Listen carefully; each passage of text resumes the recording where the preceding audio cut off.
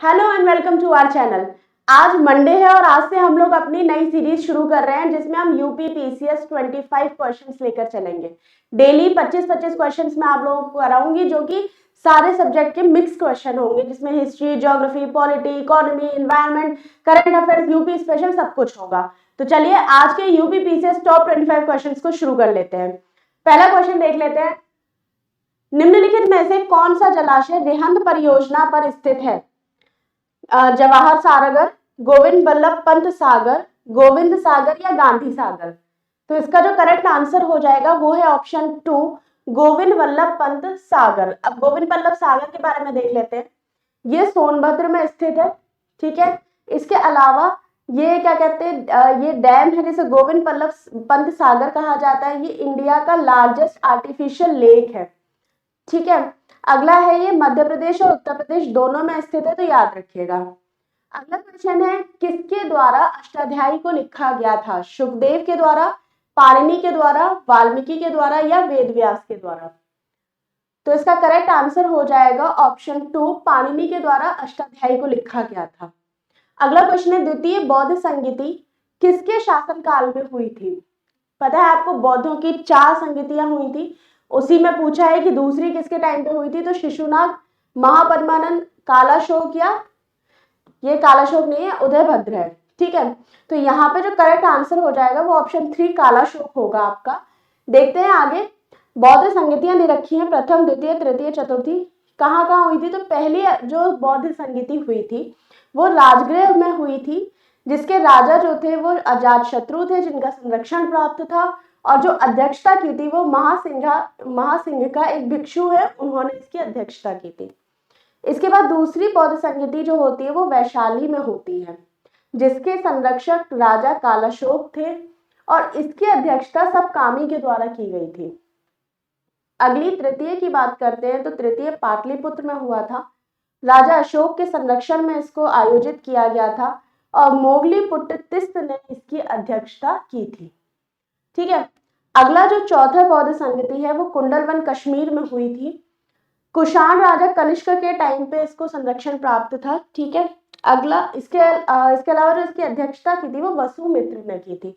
तो ये काफी इंपॉर्टेंट है, याद रखिएगा। इससे लगभग एक क्वेश्चन हर 1-2 साल में पूछा ही जाता है पीसीएस के पेपर में। अगला क्वेश्चन है, निम्न में से अकबर ने इबादत खाना कहाँ बनवाया था? दिल्ली में, सिकंदरा में, फतेहपुर सीकरी में या आगरा में? ठीक है, तो ये बनवाया था आपके फतेहपुर सीकरी में। 3 ऑप्शन जो है इसका करेक्ट हो जाएगा। ये देखिए, ये है आपका इबादत खाना, ठीक है। इबादत खाना फतेहपुर सीकरी में 1575 में अकबर के द्वारा बनवाया गया एक प्रार्थना सभा या बैठक कक्ष था। फतेहपुर सीकरी में मुगल सम्राट अशोक के द्वारा राजधानी बनाई गई और 1571 से 1573 के बीच इसका निर्माण कराया गया था। फतेहपुर सीकरी जो है वो मुस्लिम वास्तुकला का सबसे अच्छा उदाहरण है। अकबर मुगल वंश का सबसे बड़ा शासक था। 1556 से लेकर 1605 तक इसने शासन किया था और इसके पिताजी हुमायूं थे, ठीक है। अगला क्वेश्चन देख लेते हैं, आर्य समाज की स्थापना किस वर्ष में हुई थी? 1875, 1870, 1880 या 1865? तो इसका जो सही उत्तर हो जाएगा वो है आपका 1875। ए ऑप्शन आपका करेक्ट होगा। आर्य समाज की स्थापना 1875 में दयानंद सरस्वती ने की थी। इनका उद्देश्य सत्य के रूप में प्राचीन हिंदू शास्त्रों वेदों को फिर से स्थापित करना था। इन्होंने एक नारा भी दिया था, वेदों की ओर लौटो। इन्होंने वेदों के बाद के वेदों के बाद के सभी आक्षेपों पतित रूप में खारिज कर दिया था, लेकिन स्वयं की व्याख्या में वैदिक विचार के बाद बहुत कुछ इसमें शामिल किया। आर्य समाज में मूर्तियों, पशु बलि, श्राद्ध जो कि पूर्वजों की मृत्यु के बाद जो उनको समर्पित की जाती है, अनुष्ठान वगैरह किया जाता है, वो जन्म के आधार पर, जाति के आधार पर, योग्यता, अस्पृश्यता, बाल विवाह, तीर्थ यात्रा, पुजारी शिल्प, मंदिर के प्रसाद पूजा आदि सबका इन्होंने विरोध किया था। आर्य समाज की पहली बैठक 10 अप्रैल 1875 में होती है। कहाँ होती है? मुंबई में होती है, जिसे उस टाइम पे तत्कालीन तौर पे बॉम्बे कहा जाता था। मूल शंकर इनका नाम था और इन्हें बाद में दयानंद सरस्वती के नाम से इनको जाना गया। विरजानंद दड़िता इनके गुरु थे। 1875 में सत्यार्थ प्रकाश की इन्होंने रचना भी की थी, ठीक है। अगला क्वेश्चन देख लेते हैं, निम्नलिखित में से कौन काकोरी कांड से संबंधित नहीं था? अशफाक उल्ला खां, राजेंद्र लाहिड़ी, सूर्य सेन या राम प्रसाद बिस्मिल? तो इसका जो करेक्ट आंसर है वो है सूर्य सेन। ये जो है काकोरी कांड से संबंधित नहीं है, ये चटगांव जो केस था, कांड था, उससे संबंधित है। ठीक है, तो देखिए ये है आपके काकोरी कांड की देख लेते हैं क्या है। काकोरी कांड या काकोरी डकैती एक ट्रेन डकैती थी जो 9 अगस्त को 1925 में ब्रिटिश भारत सरकार के खिलाफ हुई थी। इसका आयोजन हिंदुस्तान रिपब्लिक एसोसिएशन के द्वारा किया गया था। काकोरी षड्यंत्र के पीछे का विचार जो था, सरकार से संबंधित धन को सुरक्षित करना था।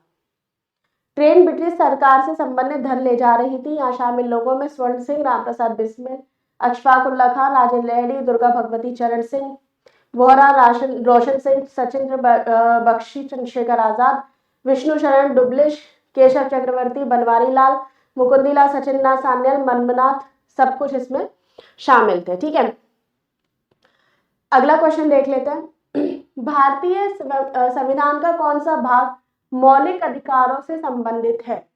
तो ये क्वेश्चन मैं पिछली अपनी कई क्लासेस में बता ही चुकी हूँ, तो फिर से बता दे रही हूँ, पार्ट 3 में ये शामिल है। ठीक है, अगला क्वेश्चन देख लेते हैं, भारत के संविधान के निम्नलिखित में से कौन सा संशोधन पंचायती राज को मजबूत करने के मुद्दे से संबंधित है? 73वां संविधान संशोधन, 44वां, 86वां, 42वां?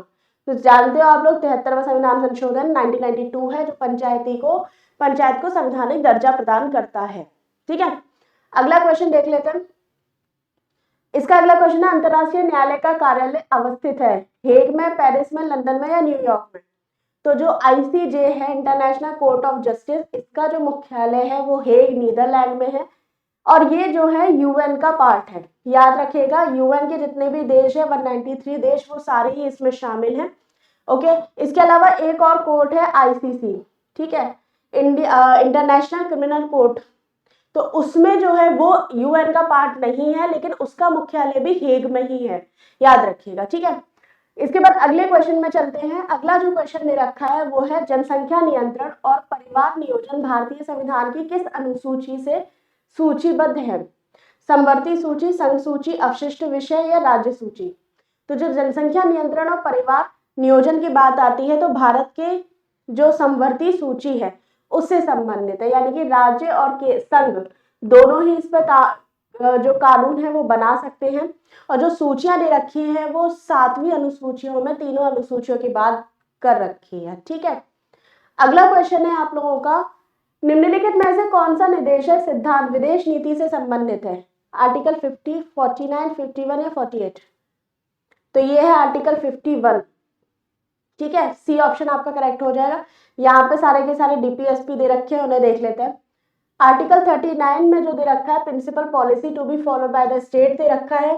39 में equal justice and free legal aid दे रखा है। 40 में ऑर्गेनाइजेशन ऑफ विलेज पंचायत है। 41 में right to work, to education, to the public assistance in certain cases है। 42 में provision of just and human condition and work and maternity leave दे रखी है।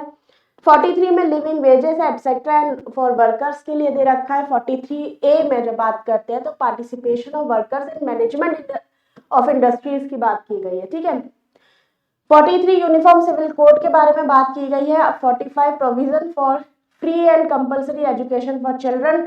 46 promotion of educational and economic interest of scheduled caste, scheduled tribes and other weaker sections.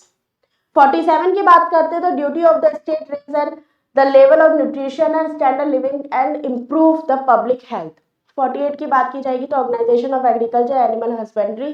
48A में protection of improvement and environment and of forest and wildlife दे रखा है। 49 की बात करते हैं तो protection of monuments and places of object of national importance. Article 50 की बात की जाएगी तो इसमें separation of justice of from the executive की बात की गई है। तो हम कहते हैं ना कि न्यायपालिका और कार्यपालिका का जो अंतर होना चाहिए वो 50 में दे रखा है।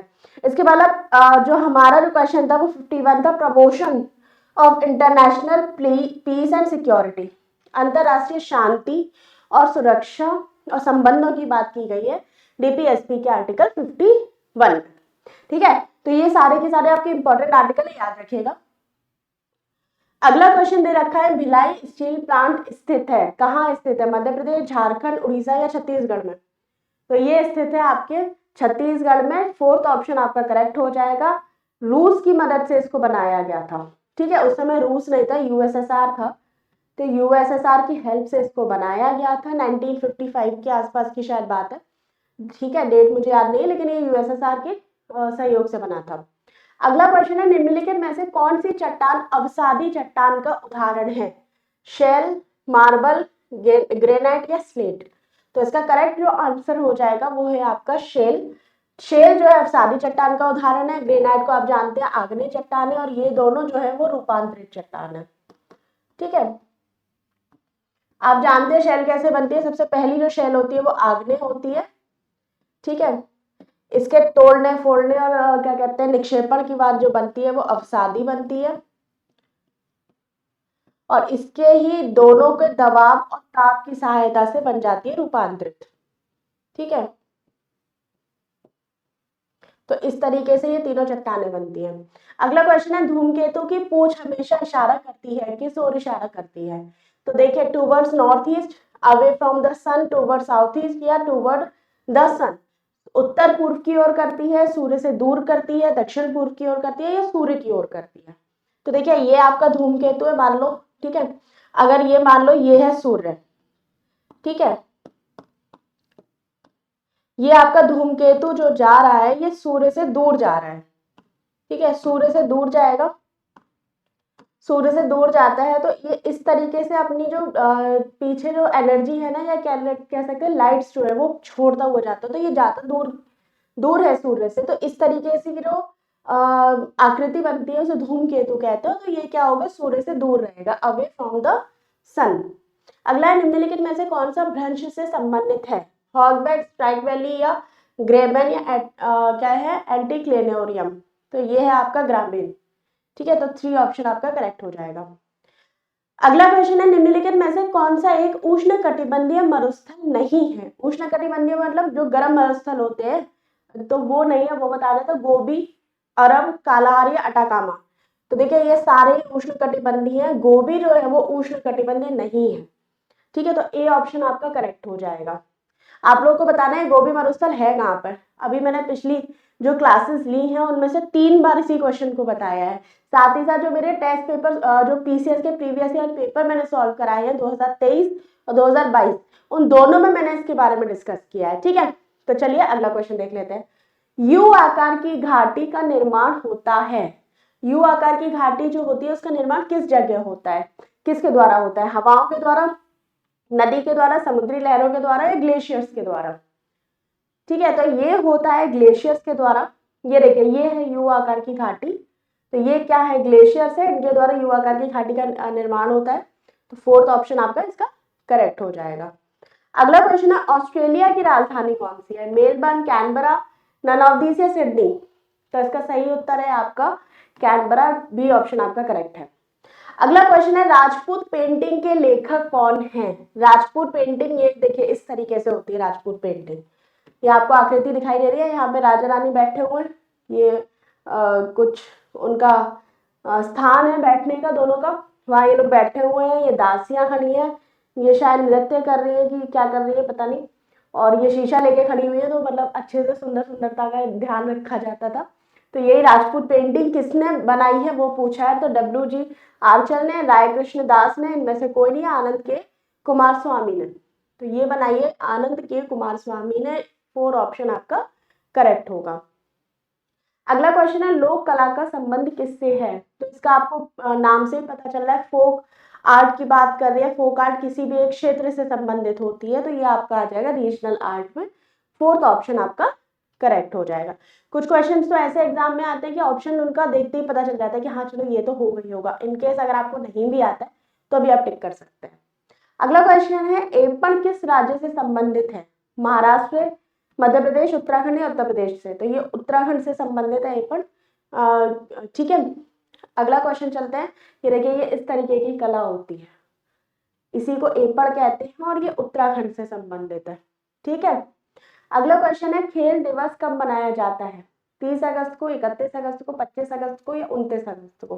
तो ये मनाया जाता है 29 अगस्त को, जो मेजर ध्यानचंद है उनके, ठीक है, उनके बर्थडे के दिन बनाया जाता है 29 अगस्त को। सी फोर्थ ऑप्शन आपका करेक्ट हो जाएगा।